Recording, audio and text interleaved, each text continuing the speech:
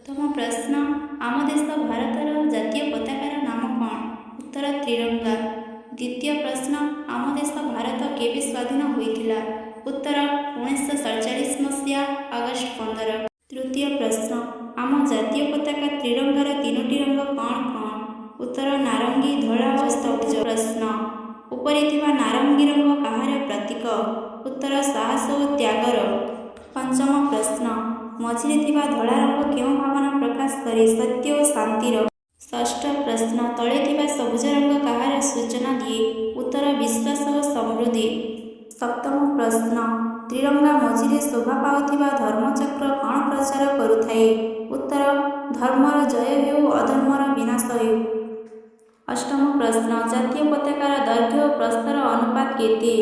उत्तर 3:2। नवम प्रश्न केबे वर्तमान त्रिरंगा पताका को संवैधानिक सभा स्वाधीन भारतर जातीय पताका रूपे ग्रहण करागला? उत्तर 1947 मसीहा जुलाई 22। दशम प्रश्न 1906 ରୁ 1947 पर्यंत त्रिरंगा केतोटी पर्याय रूप नेइथिला? उत्तर 6टी।